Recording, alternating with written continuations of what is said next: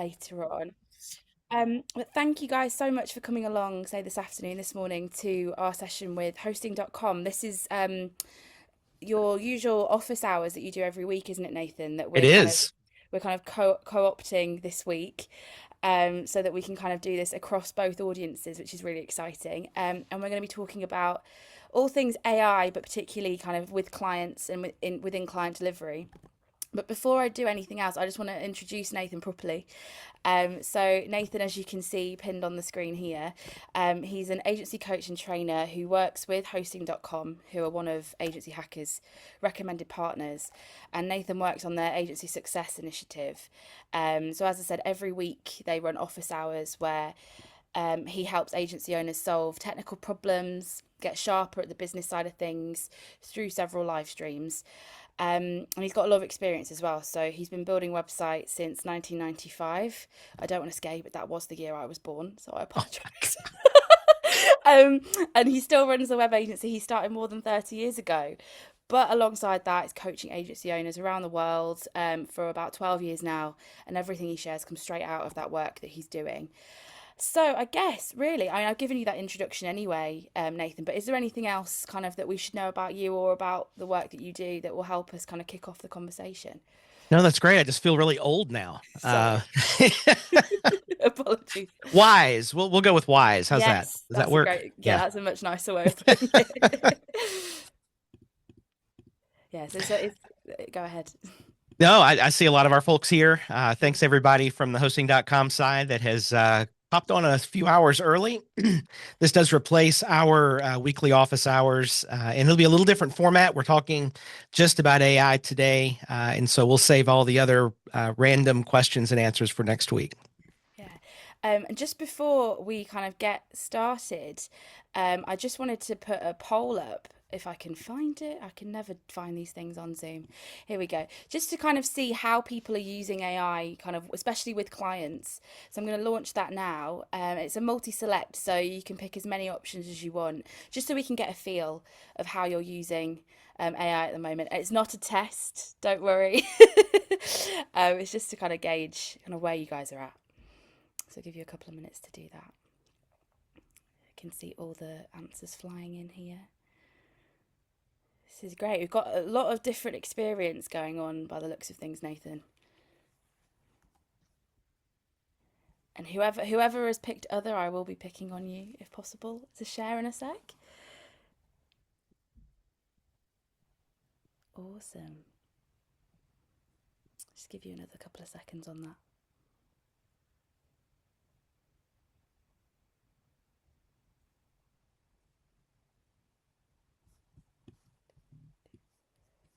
Wicked. Okay, I'm going to end that there. We've got most of you answered there. So it looks like a lot of you are already using AI in different ways. You've got content and copy, a lot of research and strategy. There are less people working on custom tools and automations. I'm sure we can dig into a little bit in a bit, Nathan. But I'm really intrigued by the people who said other. Like, would anyone care to share kind of the other ways that they're using AI if they'd want to come off mute at all with their clients? Go for it, Robert. Yeah, I was just I wasn't sure what category to put it in, but with some of my clients, I'm kind of building. I'm a web developer, so building kind of AI into their systems. So yeah, I wasn't sure which category that fell in, so I put it in other. Yeah. We've also got Melanie in the chat saying that she's using it for troubleshooting plugins, which is a much more techie way of doing it as well. Is that kind of what you're seeing a lot of that kind of range of use across the board at the moment, Nathan, with AI use? Yeah, I think the big picture I'm seeing is folks are figuring out what of all the things that I do day to day can I leverage the power of AI to help me accomplish. And so, clearly content generation is a quick win, but working AI into the different aspects of all the things that we do is really where the power is, especially when you start using AI as a teammate, starting to execute some of the processes that you've already designed. Yeah. We've got Paul with his hand up. So, sorry, I should say awesome, Paul.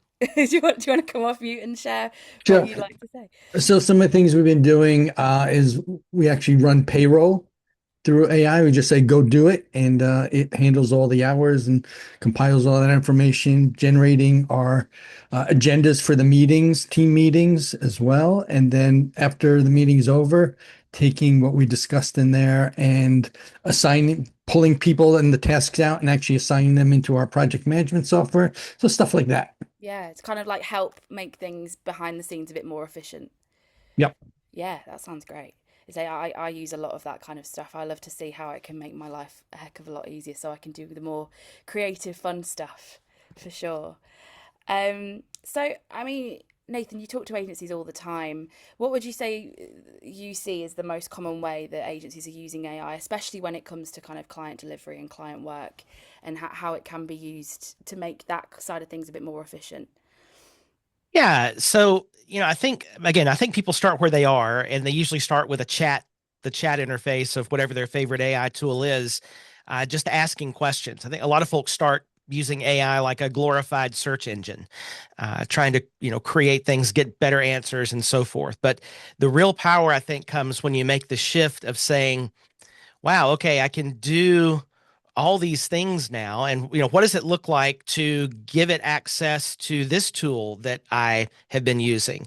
And what happens when I combine this access with this access to a new tool and start to build these layers where the AI tool just starts to become incredibly powerful? Mm. And I guess, like we've already seen, we have a large range of kind of AI experience, a lot of different use cases. But for those who, there are a couple that kind of answer they're not using it as much, or perhaps not within client delivery. How can someone who's mainly only perhaps dabbled, is probably the best way to describe it, dabbled with some of these tools, what is that? What is the shift they can make, or perhaps the biggest shift they can make without having to invest too much time or effort? Because there is a lot of that involved as well in doing this kind of stuff. Yeah, it does take time to Mm. build the foundation for the AI tool to get outside of just the chat interface, and that's really what I've been trying to encourage people to do in the last few months. Is if you're just using AI as a chat buddy, basically, that's maybe 10% of, I made that number up, but it's a very small percentage of what the AI tool can actually do for you. And so, what I do, I hit my desk every morning asking the question, okay, what else can I get Claude? That's my favorite tool. What else can I get Claude to do today that it doesn't already do for me? Mm. What other MCPs can we either connect or build, or what APIs are available to tools?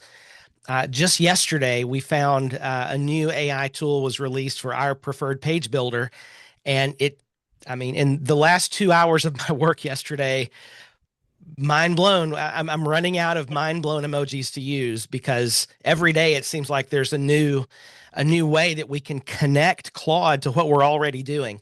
And that's really the power, is just being curious about, okay, I'm doing these things. How could AI drop into this? What can I connect it to? And then how do those layers build on top of each other? Um, I would say we're probably quadrupling our output just based on giving it access to all the things. Mm. So the possibilities are endless, really. I guess to follow on from that, in terms of there being so much that perhaps is unexplored with whether it's Claude, ChatGPT, like Copilot, where can people kind of start to kind of figure out, I'm already using it, say, for this use case. How can I figure out what else it could do for me? Is there a way perhaps to kind of cut through the noise? Yeah, I think so. And what I recommend is pick a tool. I know there's folks that are using all the different tools all at the same time. And I think it's easier to get better if you just pick a tool. We decided to go all in on Claude and just learn as much as we possibly could, connect it to as much as we possibly could. And it's not to say that there aren't other tools that are capable, but picking one and learning that one and implementing it, I think is a key. No matter which one you do, I mean, they're all going to be marginally better at some tasks than others. Mm. But they're also in this arms race of back and forth. Next week this tool is going to be a little better or whatever. Pick one, go all in on it, build systems around it, and that's where it really starts to get powerful.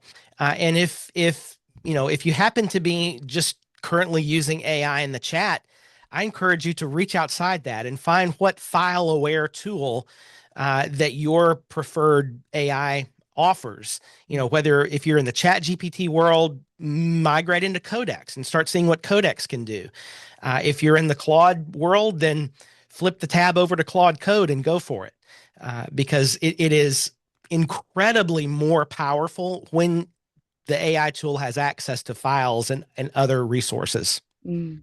Before I go any further, just on this point specifically, does anyone have any questions they'd like to field to Nathan, or anything they'd like to bring up at all? Please do come off mute and shout.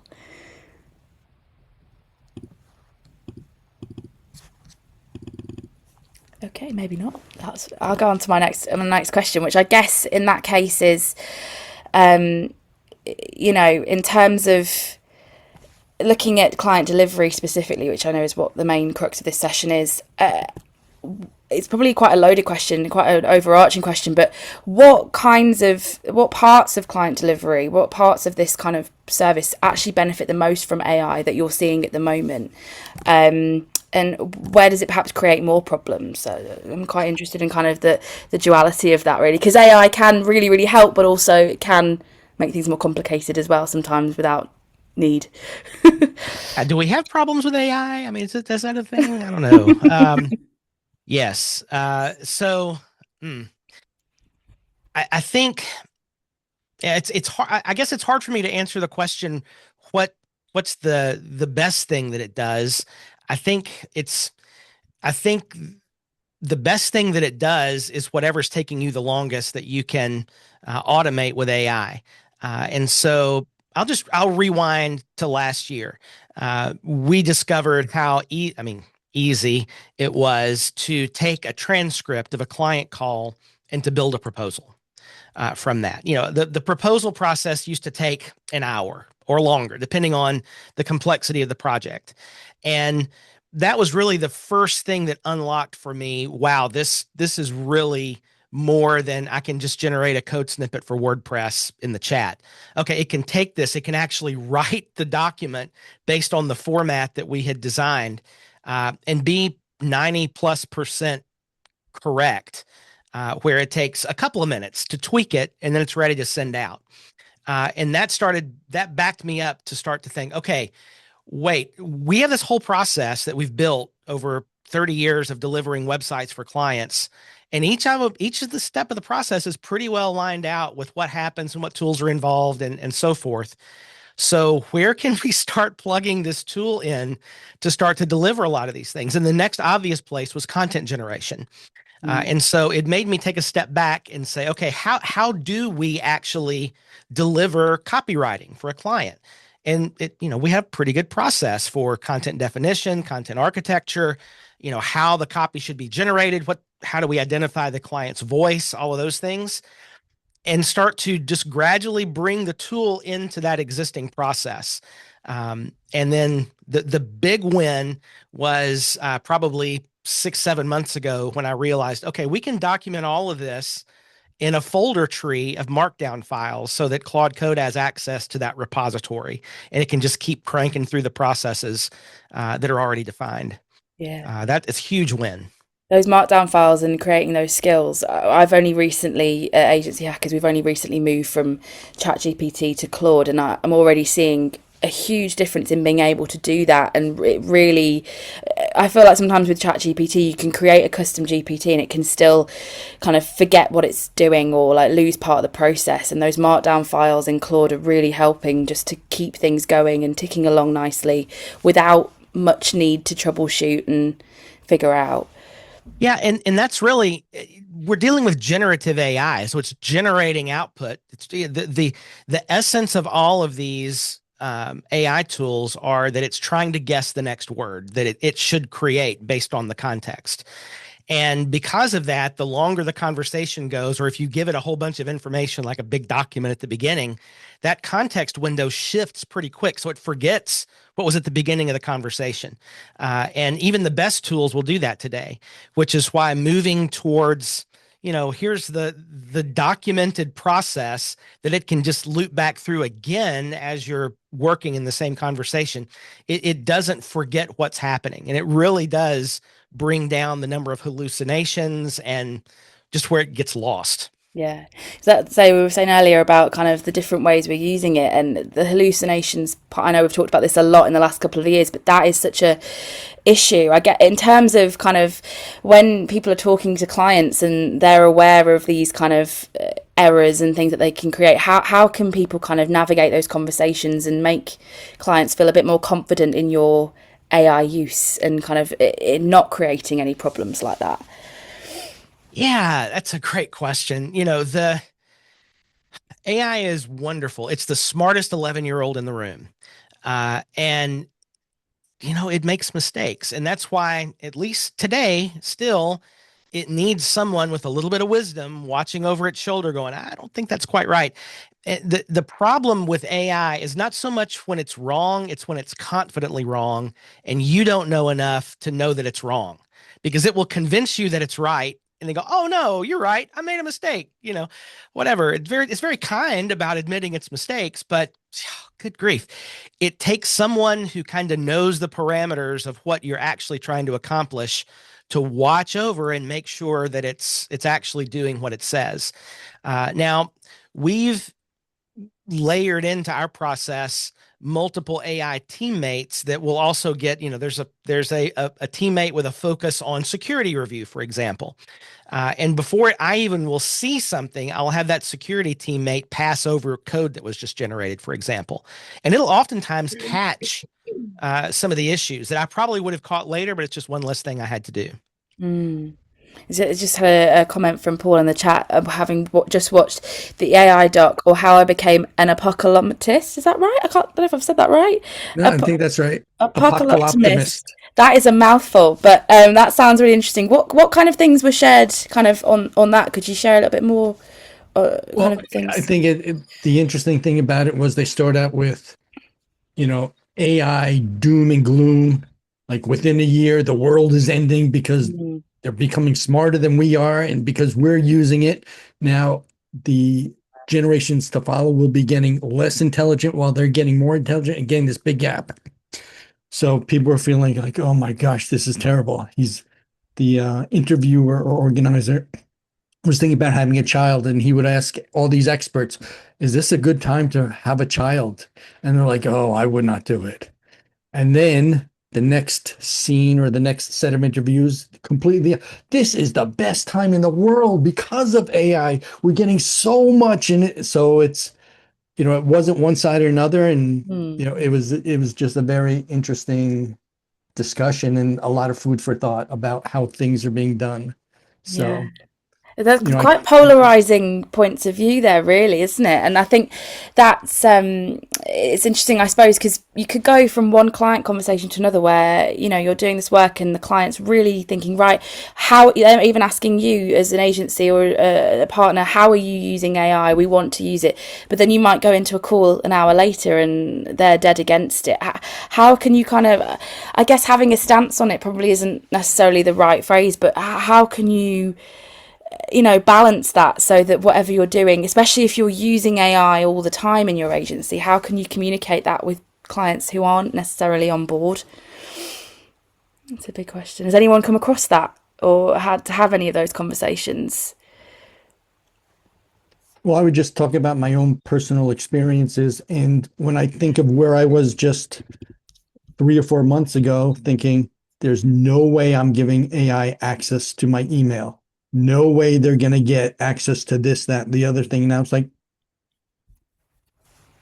it just makes things so much easier. So it's that trade off of, do I want the ease of, even if it's something simply as not having to copy and paste output from AI into Gmail, as an example, or just being able to say, write this email to this person, let me approve it, and then send, and it takes care of it.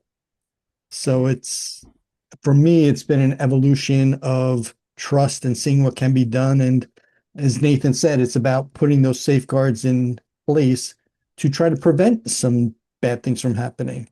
Mm. I guess how are you finding that with Nathan, kind of with those client conversations? Like I say, especially if clients there's such different viewpoints on it across the board. How do you kind of acknowledge those concerns and things with clients who are maybe a bit more skeptical? Yeah, it's a great question. I think I have two trains of thought on this. The first is just from a historical perspective, we don't really itemize the tools we use with clients. The client is generally interested in, can you get me where I need to go and how much is it going to cost, right? And so, do they care what form plugin we use for WordPress? Do they care what version of Photoshop I'm using? I don't know. So, historically, unless they specifically ask about a tool set, it's not something we usually get into. AI, of course, is a little bit different. Everybody knows AI one way or another. We do itemize in the contract that, yeah, we use AI tools. Um, and if they ask about it, I'll get into it. And if they have strong objections to AI, we'll want to dig into those. Because honestly, at this point, if a client is completely against us using AI, that might be a red flag for where we're not going to work with that client, because so much of our process now is based around AI tools. It would be it would be a hardship for us to change our entire Mhm. process for this particular client. Now, it could be, what's behind be curious about what's behind the client's objection. Well, maybe they've seen AI from 2 years ago and it just generated a bunch of garbage. And that's where we step back in and go, no, no, no, we use this like a research assistant or like a coding assistant, but we're still watching over all of the output, just like we would if we were hiring this work out to a human. We're watching over the output to make sure it's not generating slop and things that aren't going to accomplish the goal. So that's how I've addressed it. I've not yet encountered a client that was philosophically against using AI.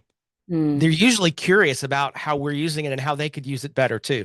So I've noticed more and more the conversation in certainly in our within our audience at the moment is that they're kind of almost becoming like educators on it in certain like lines of work. We had someone on a session recently talking about how that's actually becoming a line of work they're doing with clients now, and being kind of like an AI partner to kind of educate the clients on where else they could be using it, and that becomes an extra thing you can maybe add on to like your services and charge for, really, these days, especially if you kind of have quite a big play for it.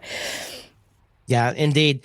I think that's, you know, gosh, if I had a crystal ball and I could look into it and predict the future, uh, I think a lot of us that are doing technical consulting in one flavor or another, in a couple of years from now, are probably going to be doing AI consulting that might involve the web or that might involve some sort of digital marketing, but it'll be centered around AI. Yeah. I can, because I guess a lot of the work that agencies will be doing is trying to kind of see those missing opportunities, kind of upsell more of the work they can do with clients, and AI is increasingly becoming that service now. It Um, is. And, yeah. gazing into my crystal ball again here, the gap that AI is going to create for people like us is not so much the gap between agencies that use AI and agencies that don't. I think everybody's going to be using AI. And the gap is between people who have used AI to build repeatable systems in their business and those who haven't.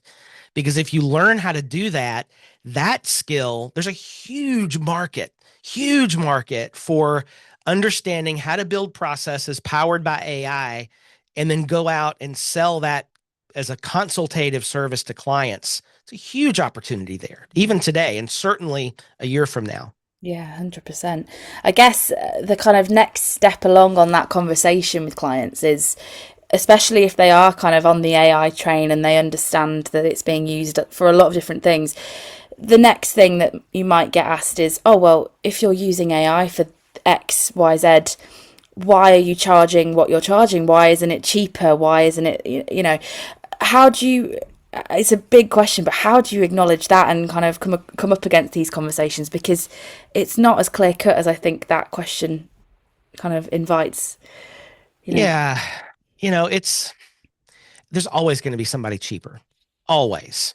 And I've encouraged people for a decade.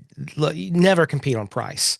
You always compete on quality and fit, and and your the wisdom that you can bring to the client. So can AI do it? Sure. Okay, you go do it and see what it looks like versus what it looks like when we go do it, right? What we bring to the table is, and what we're really selling is not AI output, it's judgment and strategy and the wisdom that we've gained from all our years of experience doing what we do. And now there's this great new tool, but the deliverable is still the deliverable. Now, over time, how does that impact pricing? I don't know. I really don't know. I am certainly seeing that what it would take us 3 months to do, we can do in a week. Um, that hasn't impacted pricing for us yet. It might at some point in the future, but at the bottom line, we stopped connecting time and price years ago, and I've been encouraging people to do that for a decade as well, separating time from price.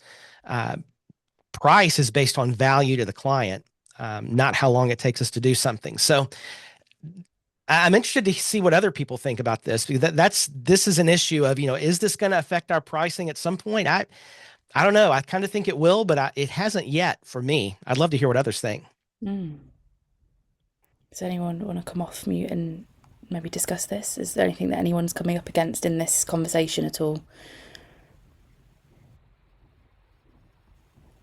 Got a very quiet crowd today. I think it's interesting because we've talked a lot the last couple of years about moving over to kind of more value-based pricing and doing this rather than just having, like you say, time equals price and that kind of model. I guess it might be an obvious question, but do you think kind of these AI services will make that easier or harder, kind of, those conversations around value-based pricing? Again, I'm asking you to predict the future here, I guess. But yeah, right. Let me crystal ball. Yes, I think that probably at some point in the future, the value of creative work is going to be diminished because it will become more commoditized because generative AI is doing that. Now, hopefully, those of us that are paying attention will have gotten so far ahead of the game that we can make up for that with volume. Or we are bringing the systems into our clients to help them produce reasonably good output consistently. So I think it's going to go one of those two directions. I had another question on this, which was kind of in terms of, especially because again we've got a lot of people doing different things with AI, whether it's kind of just using it to help, you were saying something that might take a month might now take a week, doing things faster, but then they might also be using AI in certain ways in terms of building new services, building new tools. What are you seeing more of, would you say, in terms of like what seems to be more the pattern? Is it kind of people dabbling now into those like new ways of kind of generating revenue, these new tools and systems they're developing? So ask me that differently. I'll ask you that differently. So people are using it in so many different ways, whether it's just making their work that they're already doing quicker, more efficient, but then people might be building tools, building new services with AI. What are you seeing more of? Are you seeing more of a shift towards the latter now? Oh, okay. Yeah. So I think in general, what I'm seeing is people are using AI to do this one thing I'm trying to accomplish at the moment. And my urging, especially for folks that have been on our live streams or people that I'm coaching, has been to zoom out from that and start seeing AI as part of a process that's repeatable. So just for example, here's a client that we have that we're doing some social media work for, and wow, we can take their isolated product images from their e-commerce site and drop them into Chat GPT, and it can create a nice little background for social media that used to be just a white image. Well, that's great. But what's more powerful is, okay, we can have a conversation with a client. They can pick out, whatever products they want to promote that month.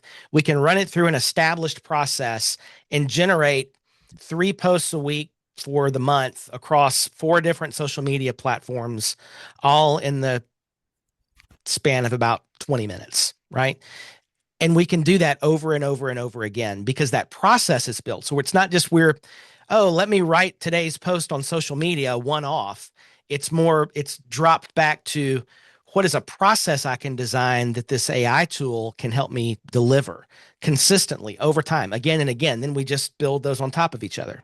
Yeah, it's like a different approach to it rather than just kind of trying to just tag it onto things. It's actually trying to build it in a different way. Yeah. Yeah. And there's really not a lot new here, because when I started coaching web agency owners now 14 years ago, one of the things I was trying to help people do is build processes, because a lot of folks, they start off, they're building websites, whatever, and they just kind of start from ground zero on every website. It's like, no. If you'll start to build a process, it's going to take you less and less time for every website you build. You're going to get better and better at your process, so your deliverable is better. It takes you less time. You can charge more money. It's just the way to build your business. And this principle is the same for AI. It's like, don't just do one-off work with an AI tool, but build a process that's repeatable. We've got a couple of comments in the chat. So we've got one which is kind of backs up something we were talking about a little bit earlier from Phoebe Moon Design, just saying that they've restructured their work processes around AI. Were previously just using it to check, grammar, spelling, that kind of thing, but have started asking it for suggestions, and will take about half of them. So now they have a hobby site they don't get paid for, but had Claude develop a PHP that handles submissions, which is really cool. I think there's a lot to be said for just kind of asking the tools what it can help you with a little bit. Would that be fair to say? Yeah, absolutely. And this is where, we have to figure out how to navigate this with our clients. We just earlier this week had a client who knows enough to be dangerous say, hey, we'd like to use Claude to experiment with our website. Can you create a staging site? And like, oh boy. And the message I got from my teammate was, it has begun.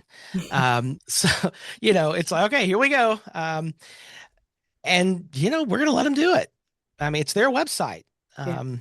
So yeah, the question is, what happens when this breaks, right? You can vibe code a website today. You can do all kinds of neat things, but what happens when it breaks?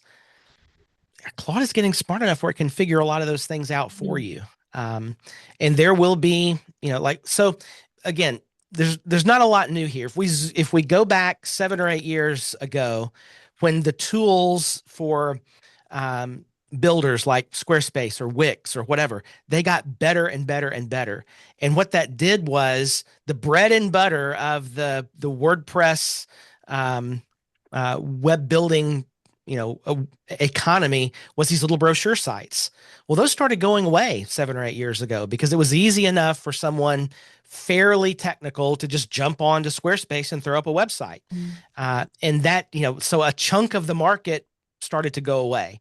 I think we may see the next chunk go away with AI vibe coding tools, but I still think there's always going to be people who's like, I don't want to get into that. I don't want my employees having to, they're already tasked enough. So they're going to want someone who's a pro to come in and help them accomplish the goal that they're after. But that the market is starting to shrink. 100%. Kind of on that point, just anecdotally, at the moment at Agency Hackers, and me more specifically within my role, I'm using a lot of tools like that. So Replit, for example, being one of them, where I don't have a lot of technical experience when it comes to building sites. And I'm more of a content person, but I'm able to use a tool like Replit to kind of help me vibe code some stuff for our audience. And then rather than trying to fiddle with it and break it, I'm then using other like ChatGPT or Claude to actually help me solve the problems. So I've been joking with people, I feel like I'm talking to a lot of robots at the moment, but it's just helping, if someone who isn't that technical, try and figure these things out to keep kind of on that kind of AI train, really, as I said before. It's really interesting. Yeah, absolutely. Yeah. We've had another comment from Patrick on the chat saying, and I really love this, that AI is exposing and increasing the importance of relationships. When anyone can do anything by using AI, people will lean on more who they want to be doing that work. and that in his experience, it's not what you know, it's who you know is becoming more and more true as the months go on, as AI is rapidly evolving. Are you finding that as well? 100%. I think that's a great observation, Patrick. My business has been like that from the beginning, and as I've had conversations with hundreds of agency owners, it seems to be the case that most of us get our business through some sort of referral, or at least referral is a big chunk of where our incoming business comes from. And there's a lot of benefit to that. And it underscores the importance of, being competent and being helpful and being kind to our clients so that, yeah, like we are their trusted source to help them figure out these issues, regardless of the technology. I've lived through several evolutions of web tech since 1995, from a text editor now all the way up to generative AI. And the one thing that has stayed consistent through all of that is there are people who just want someone that they trust, that they like and enjoy working with, who can be their advisor to help them work through whatever the technical challenges are to meet their goals. It's interesting because when this kind of really went full throttle a few years ago and AI was suddenly everywhere and really accessible, the big problem and worry for people was everyone's going to be replaced by robots. Everything is going to be replaced by robots. And actually what it's done, like Patrick's observed there, is it's actually put even more importance and onus on the people behind the tools and the way we use them instead. It's actually not going to replace them. It's only just going to help and be another way of kind of improving things, really, isn't it? But that's taken a while to shift, I think, that mindset. Yeah, I think so. Yeah. We've got some more comments in the chat. So Paul's saying that he gets emails from a particular client asking for specific things to be changed that are definitely outside of their knowledge. Either they're working with someone else, or I'm slowly going to be replaced, or they're using AI to tell me what needs to be done. And then on that same front, we've got Charlie, who said that one of their favourite questions to use in a prompt is, what am I missing? Which often helps things, help identify things they've overlooked, bring new ideas, which is kind of what I was saying before. It's as simple as giving it a brief or something and saying, this is what I've done, but there's always something you could be missing. What have I not seen? Where are my blind spots? And it can normally figure something, at least a couple of things out that you wouldn't have thought of. Yeah, absolutely. And, that's a great pre or post pended prompt. After the fact, a great prompt to use at the beginning is when you give it the prompt, the last thing you ask is, what questions do you have before you execute? Because it's going to execute as the general smartest 12-year-old in the room. But if you answer questions that it might just make assumptions about, it starts to focus in the brilliance of AI to accomplish what you want it to do. We've also had Doug comment saying, I have a client who's discovered AI. They're creating proposals and flyers to send to prospects via email. They're sending 24 megabyte HTML files. My client doesn't see a problem with this. In fact, I think it's great. Awesome. Yeah.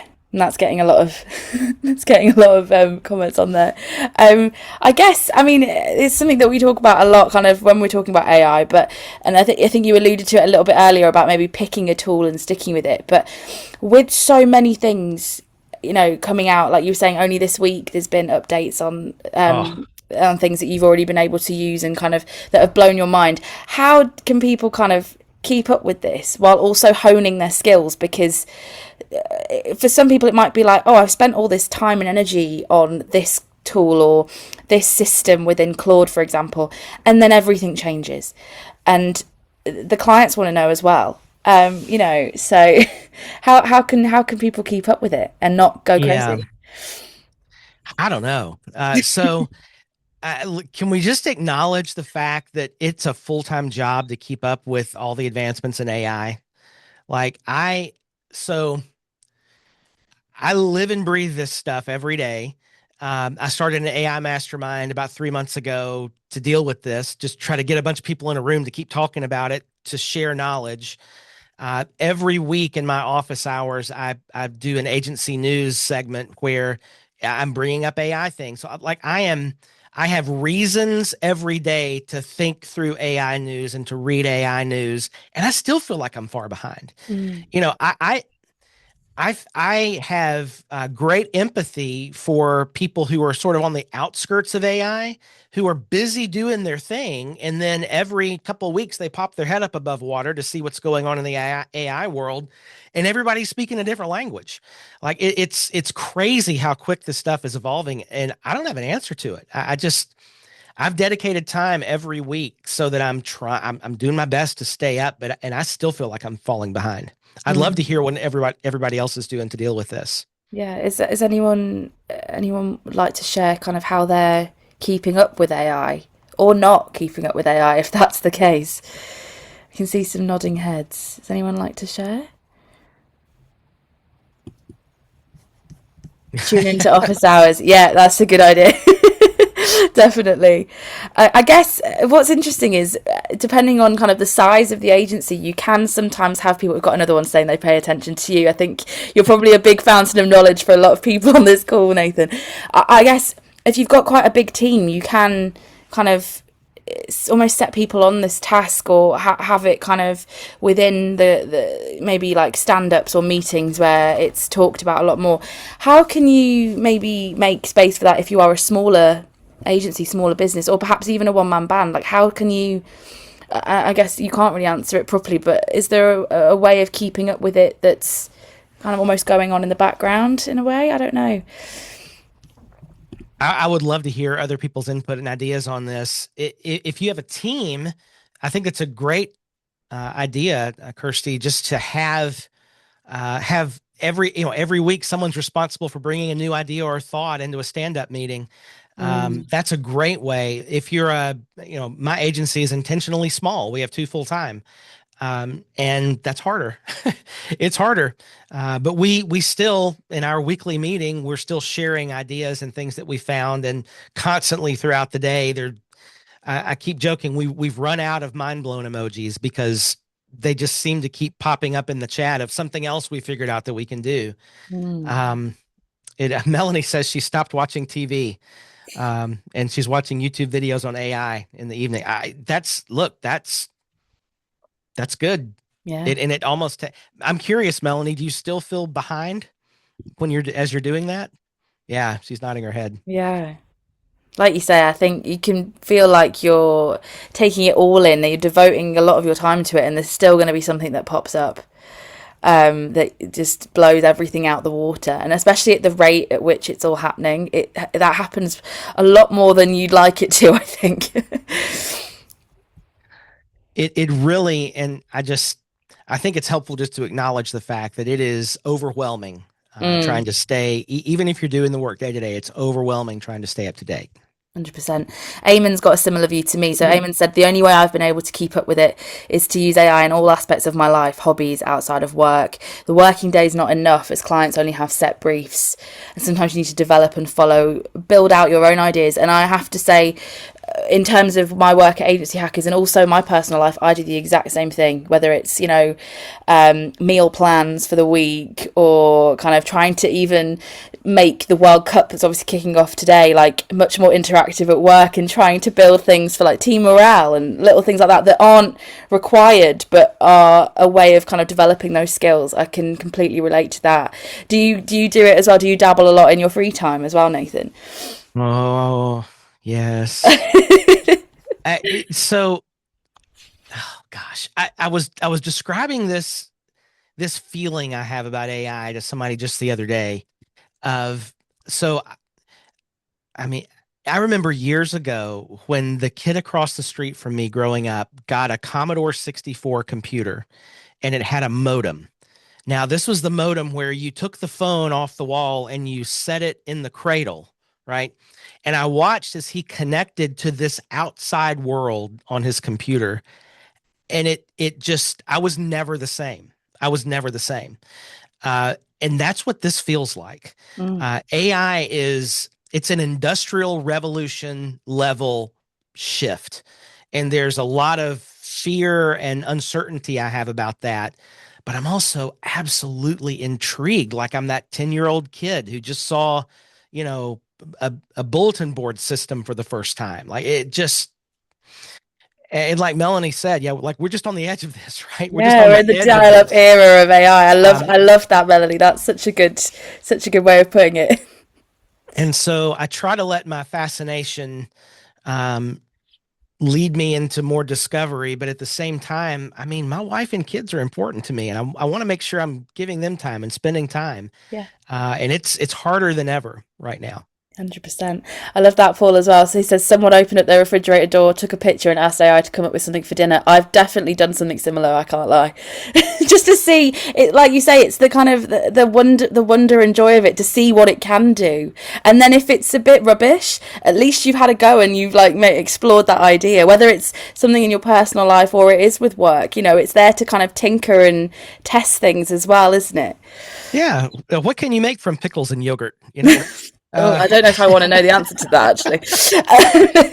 I guess I only have a couple of things really left to ask, but for someone leaving the session kind of fired up and maybe thinking a bit more about how to use AI, whether it's with clients or maybe more so kind of on a smaller scale, what's the one thing you tell them to go and try this week? And I know there's a lot to choose from, no doubt.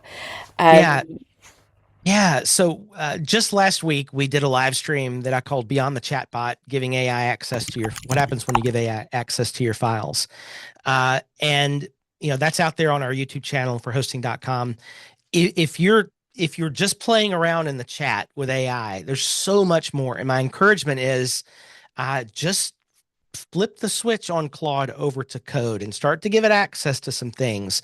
Point it at a folder full of files and ask a bunch of questions, and you'll be absolutely blown away by what the capabilities are. It's far better. And so, what I would encourage someone to do is pick one low low impact, low stakes, repetitive task that you do. Paul mentioned calculating payroll.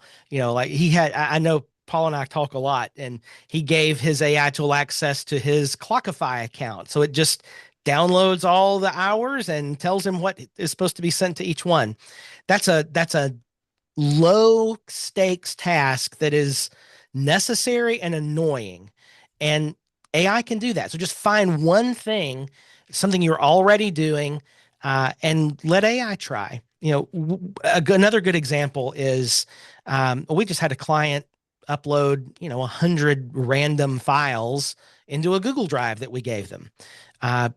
Point your AI tool at a folder like that and have it put things into folders and categorize all these images. And it's a low stakes thing. Like if it messes up, who cares? You just put them back in the same folder.